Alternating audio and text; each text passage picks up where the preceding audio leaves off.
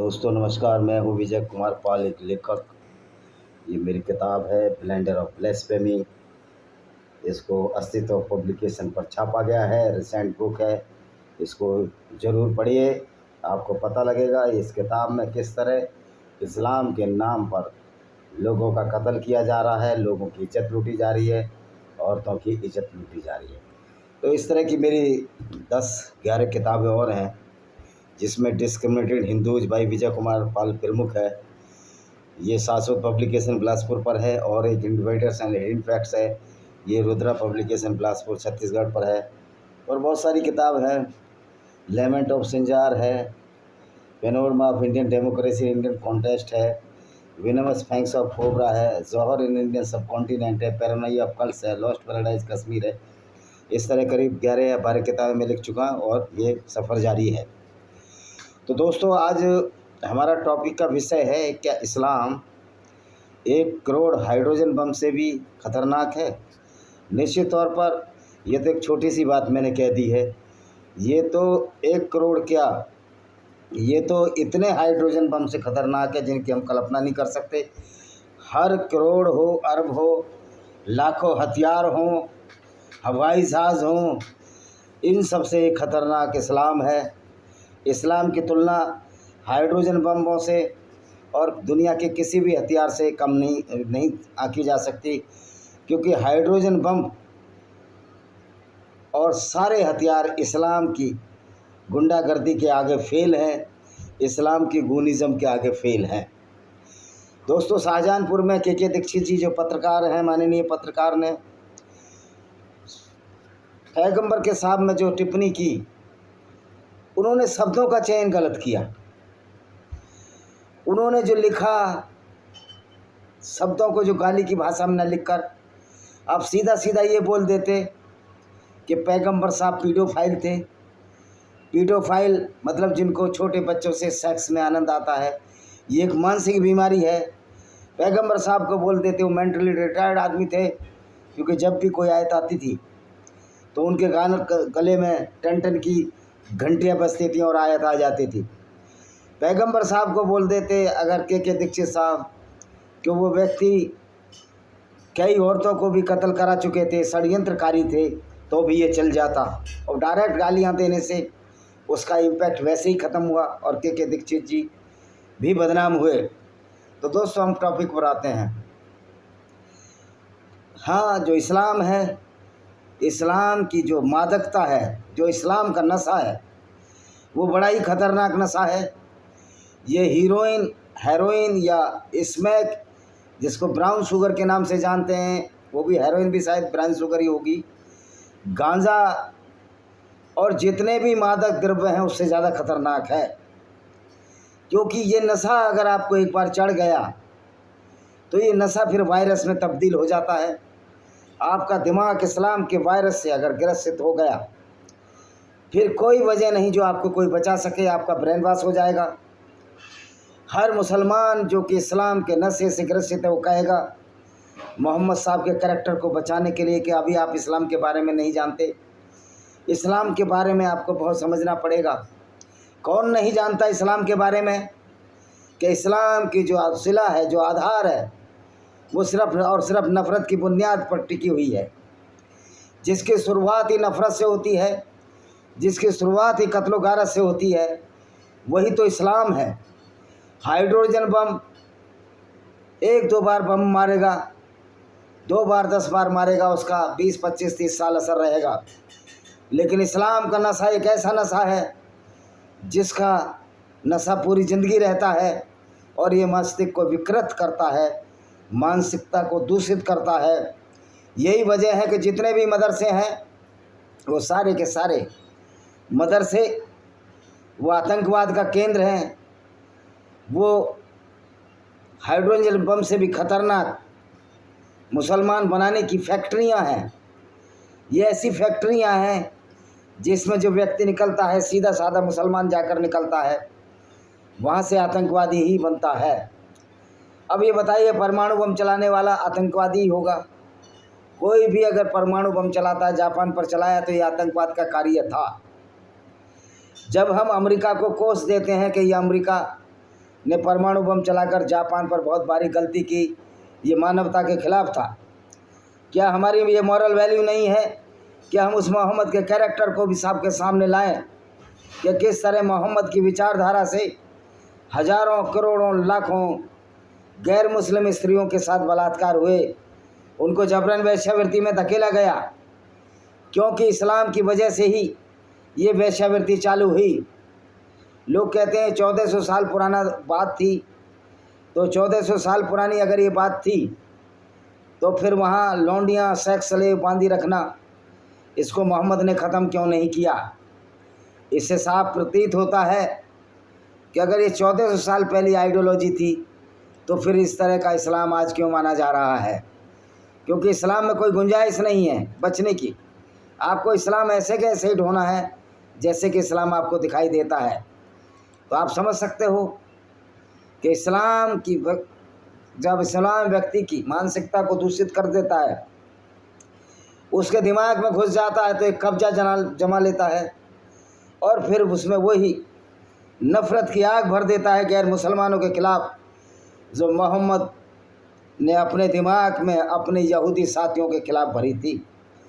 क्योंकि मोहम्मद को शौक़ था कि वो पैगंबर बने तो जितने भी कबीले थे, जिसमें जितने भी छांट कर जो अराजक तत्व थे, असामाजिक तत्व, मोहम्मद ने अपने साथ मिलाया और उनका एक गैंग बनाया, गैंग ऑफ वासेपुर की तरह, और पूरी दुनिया में लूटपाट शुरू कर दी।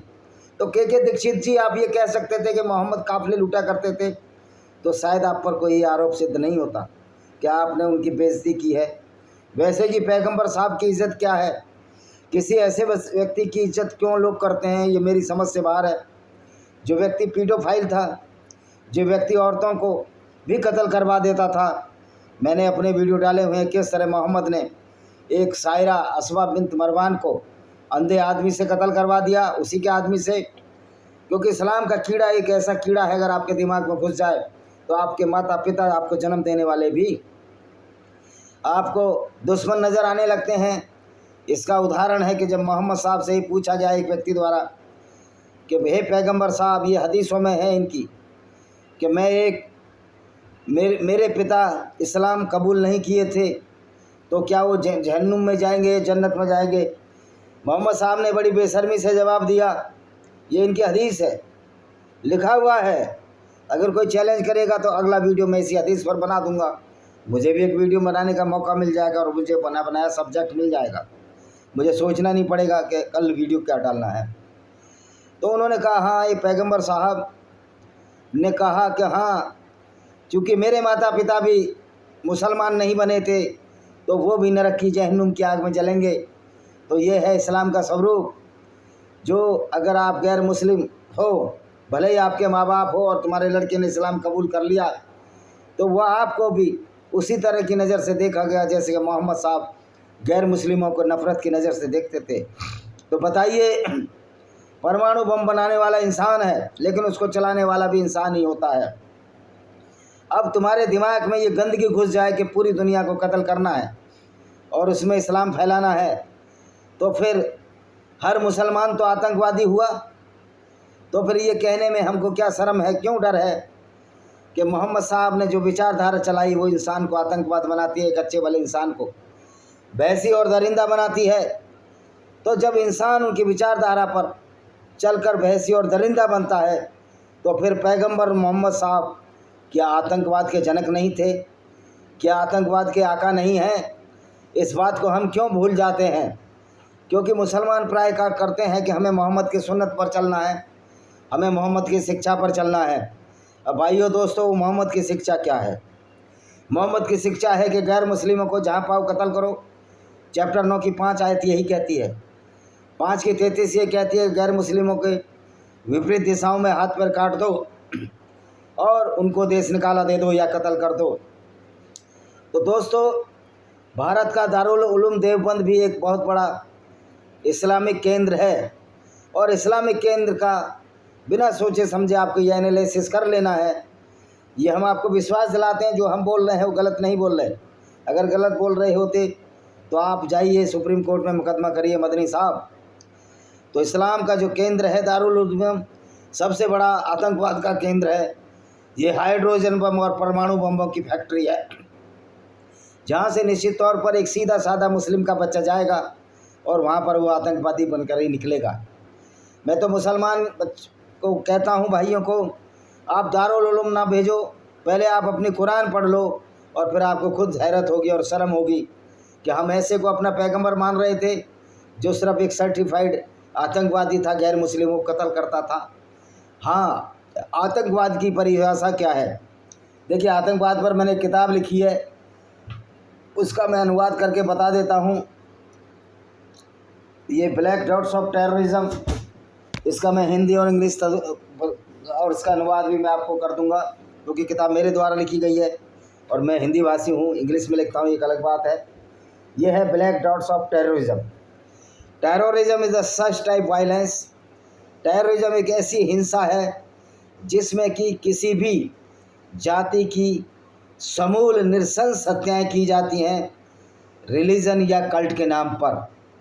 और ये जो रिलीजन और कल्ट है वो इस्लाम है, जो कि सिर्फ और सिर्फ आतंकवादी उत्पन्न करता है, जिसमें कि आतंकवाद की फैक्ट्री है। और जो इस्लामिक मदरसे हैं, इस किताब को ले लेना, आपको सारे आतंकवादी संगठनों के नाम मिल जाएंगे। ये रुद्रा पब्लिकेशन बिलासपुर है। और सारे के सारे जितने भी आतंकवादी हैं वो इसी दारुल उलूम देवबंद जैसे मदरसों से निकले हैं, क्योंकि जितने भी मदरसे हैं वो सारे के सारे आतंकवाद की फैक्ट्री हैं।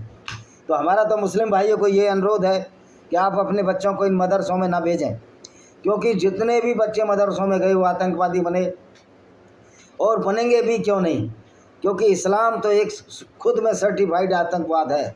ये आतंकवाद क्या होता है? आतंकवाद होता है किसी गैर मुस्लिम को बर्दाश्त ना करना, किसी गैर मुस्लिम की विचारधारा को समूल नष्ट करने की कोशिश करना।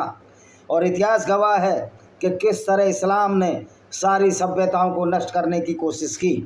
ये अलग बात है कि क्रिश्चियनिटी और हिंदू सभ्यता ने, जिसको कि हम सनातन वैदिक सभ्यता कहते हैं, उसका जमकर मुकाबला किया। और इस्लामिक सभ्यता तो ये है ही नहीं, और इस्लामिक सभ्यता, इस्लामिक गुंडागर्दी हिंदुओं के सामने नहीं चल पाई। और आज तो जब से टेक्नोलॉजी, इंफॉर्मेशन टेक्नोलॉजी का ज़माना आया है, हम सारी की सारी कुरान की गुंडागर्दी भरी आयतों को sunna.com पर जाकर देख सकते हैं। इनकी भी मजबूरी है, वो .com नहीं हटा सकते, क्योंकि वो कुरान की पढ़ाई इसी .com से करते हैं, sunna.com से करते हैं। हाँ, ये कुछ हदीसों को अपने आप सामग्री हटा रहे हैं, लेकिन हमने तो हदीसों का एक संग्रह कर लिया है, हदीसों को बहुत लोगों ने ख़रीद लिया है, और कुरान को तो ये नहीं बदल सकते। कुरान पर ही आधारित सारी हदीसें हैं, जिससे साबित होता है कि मोहम्मद साहब को एक अच्छा इंसान कहना तो बहुत बड़ी भूल हो गई।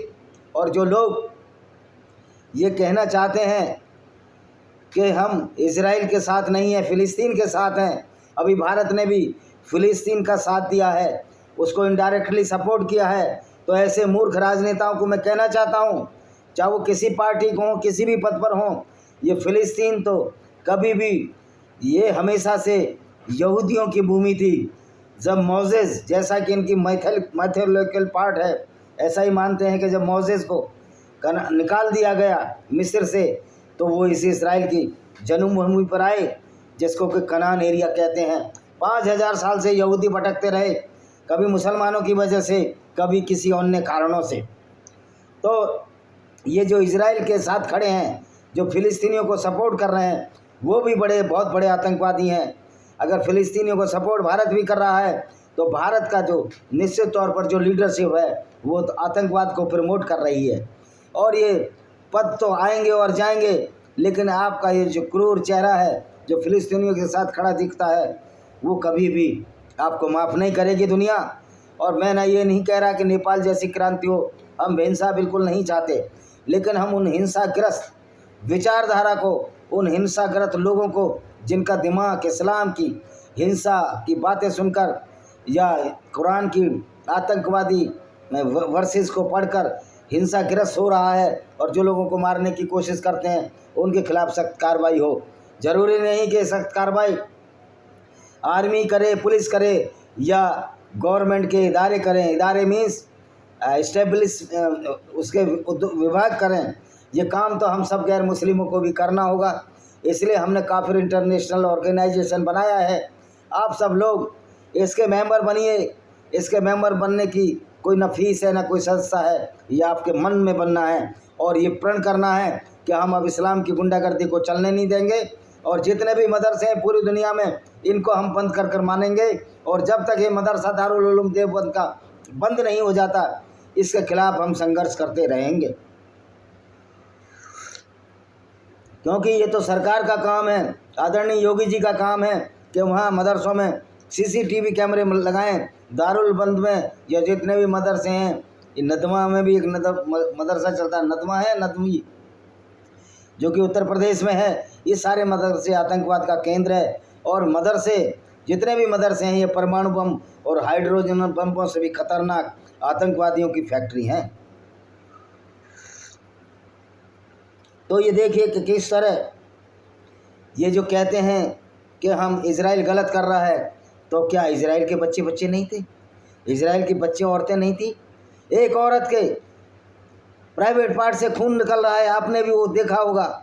इजरायली यहूदी औरत को ये आतंकवादी, इस्लामिक आतंकवादी उसको जीप में डालकर ले जा रहे हैं और जब ये मरने लगते हैं तब इनका अल्लाह कहाँ चला जाता है? तब ये यहूदियों को और हिंदुओं को कोसते हैं। भाई जब तुम्हारे पास इतना ताकतवर अल्लाह है तो आप अल्लाह से अपना बचाव कीजिए, अल्लाह के भरोसे छोड़ दीजिए। इनको खाना भी हम देते हैं, गैर मुस्लिम देते हैं जिनको काफिर करते हैं। अल्लाह के नाम पर तो ये भूखे मर जाएंगे और इनकी वो औकात नहीं रहेगी कि हथियार भी उठा सकें। मज़े की बात है कि आज ये मुसलमान विक्टिम कार्ड खेलते हैं, फ़िलिस्तीनियों पर खाना नहीं है, हमास पर खाना नहीं है, लेकिन हथियारों की कोई कमी नहीं है, क्योंकि इस्लाम एक टोटली फुल सर्टिफाइड एक गुंडागर्दी है जो आदमी को दिमाग को विक्षिप्त कर देती है, पागलपन की अवस्था तक पहुंचा देती है। अब सवाल क्या है, मदरसों में इस्लामिक शिक्षा दी जाती है तो सारे जितने भी मदरसे हैं वो पागल खाने में तब्दील हो चुके हैं, क्योंकि जब व्यक्ति इस्लाम के बारे में बात करता है, इस्लाम पर सोचता है, तो उसकी जो मानसिक विक्षिप्तता का पाठ भारी हो जाता है और वो पागलपन का शिकार हो जाता है। वो लोगों में, दूसरे लोगों में ये देखने लगता है ये तो अल्लाह को नहीं मानता, ये तो मोहम्मद को नहीं मानता, ये तो कुरान को नहीं मानता, ये हमारा सबसे बड़ा दुश्मन है। और मदरसों में यही शिक्षा दी जाती है। मैं मौलाना अरशद मदनी, महमूद मदनी, पूरी दुनिया के जितने भी मौलाना हैं उनको चैलेंज करना चाहता हूं कि आप आएँ और सामने से बात करें। मैं फिर जोर देकर कह रहा हूं कि इस्लाम एक आतंकवाद है। इस्लाम करोड़ों हाइड्रोजन बम से भी खतरनाक है, परमाणु बम से भी खतरनाक है। क्यों हर मुसलमान जो इस्लाम पर चलता है वो चलता फिरता 100 करोड़ हाइड्रोजन बम हैं। आज भारत में 14 करोड़ मुसलमानों से कितने मुसलमान ऐसे हैं जो इस्लाम की इस गुंडागर्दी के खिलाफ हैं? जो खिलाफ हैं उनको मैं शुक्रिया अदा करना चाहता हूं, उनके तहे दिल से धन्यवाद देना चाहता हूं। दिल से नहीं, दिमाग से धन्यवाद देना चाहता हूं कि दिल तो कोई सोचता नहीं है। ये दिल का जो ये दिल से मैं ये कर रहा हूं, दिल से कुछ नहीं होता, दिमाग से होता है। भाइयों, मैं साइंस का विद्यार्थी रहा हूँ, मास्टर डिग्री है, तो मैं उनको अपने दिमाग और मस्तिष्क में अच्छी तरह सोच विचार कर धन्यवाद देना चाहता हूँ कि आप इस्लाम रूपी गंदगी से बाहर निकले, एक फिल्म से बाहर निकले, आप मानवता की सेवा कर रहे हैं। जिसमें हमारे भारतीय एक्स मुस्लिमों में एक्स मुस्लिम साहिल, जिनका सरनेम शेख था, जो भी है, आदम सीकर जो कि बाहर रहते हैं, एक अमीना सरदार और अरीशा राजपूत जो कि डॉक्टर हैं, बाहर रहती हैं। भारत में सचवाला जी हैं, भारत में हमीद साहब हैं, भारत में हमारे पड़ोस में हमारे अजीज़ प्यारे सलीम वास्तुक जी जो आज लोनी में रहते हैं। और मज़े की बात है कि मेरा निवास स्थान जो मूल मेरा गाज़ियाबाद है वो भी लोनी से नज़दीक है, दिल्ली से भी नज़दीक है। सबसे नज़दीक इमरान भाई हैं, वो दिल्ली में ही रहते हैं। इमरान है, कामरान, इमरान, एक और भाई है नाम उनका वो इमरोज मलिक, वो दिल्ली में रहते हैं। आज जितने भी एक्स मुस्लिम हैं वो उस परमाणु बम को डिफ्यूज़ करने में लगे हुए हैं, उसकी पिन निकालने में लगे हुए हैं, जो कि पूरी दुनिया को तबाह कर रहा है, जिसको हम इस्लाम के नाम से जानते हैं। दोस्तों, हमारा मुस्लिमों से कोई भेदभाव नहीं है, वो हमारे भाई हैं। उनमें भी बायोलॉजिकली मैं देखता हूँ तो हमारे जैसा खून है, हमारे जैसा मस्तिष्क है, हमारे जैसा सब कुछ है। लेकिन इस्लाम में मदरसे में जाने के बाद वही हमारा भाई कितना खूंखार, वहशी और दरिंदा हो जाता है। तो आपने कभी सोचा ये सब क्यों होता है? ये सब होता है उस कुरान की शिक्षा से जिसको मौलाना अरशद मदनी पढ़ाता है, जिसको महमूद मदनी पढ़ाता है, जो पहले इमाम बुखारी बहुत जोर से गाजे बाजे से बोलता था। आज मुझे लगता है कि जामा मस्जिद को भी क्यों इमाम को समझ में आ गई कि अब हम पैगंबर का ज़्यादा सपोर्ट और दिफा नहीं कर सकते, इसलिए असुद्दीन ओवैसी भी आज चुप है, अकबरुद्दीन ओवैसी भी चुप है। उनको बड़ा धक्का लगा ये मानकर कि हमारा पैगंबर काफिले लूटता था, हमारा पैगंबर हमारा तो नज़ीर था, हमारे लिए तो उदाहरण था, और वही काफिले लूटता था।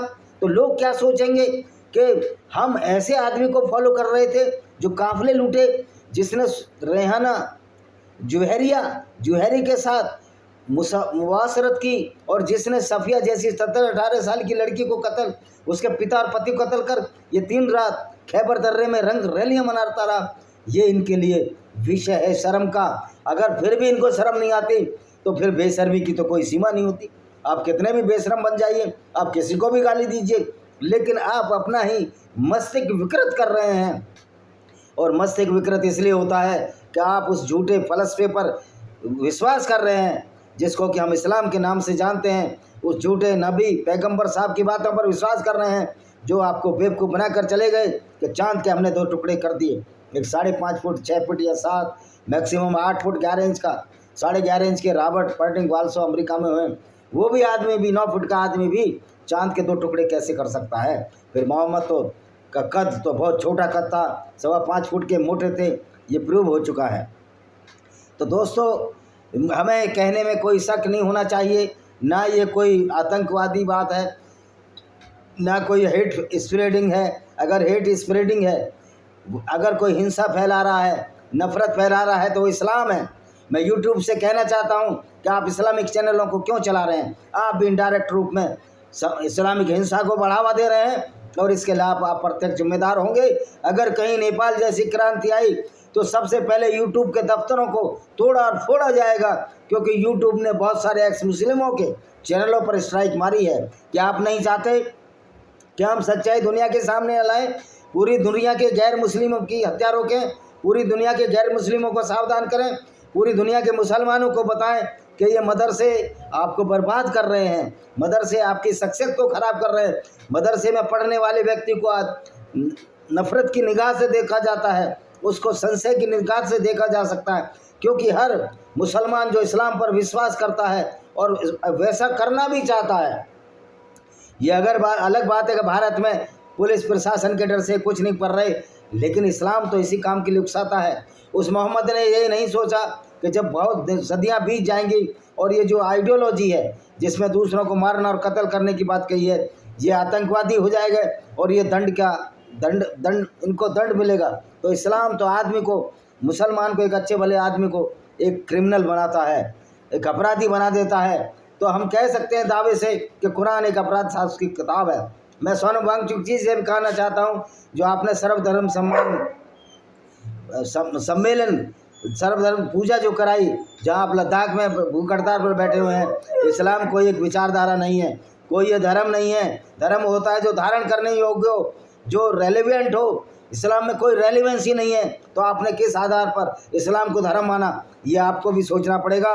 सोनम वांगचुक जी, आप समझदार आदमी हैं, ये मेरा आपको संबोधित है कि जो आपने सर्वधर्म सभा कराई वो इस्लाम की भी, जिसमें आपने कुरान की आयतें पढ़ी, उन कुरान की आयतों में भी, हर कुरान की आयतों में हर नमाज में गैर मुस्लिमों को गाली दी जाती है, और हर जो दूसरे धर्मों के मानने वालों के जो सृजन करता हैं या जो ईश्वर हैं या भगवान हैं, उनको गाली दी जाती है, और ये कहा जाता है कोई ईश्वर नहीं है, ला इलाहा इल्लल्लाह मुहम्मद रसूलुल्लाह, अल्लाह के सिवाय कोई ईश्वर नहीं है और मोहम्मद उसके रसूल है। लेकिन पहले अल्लाह को तो प्रूव करो।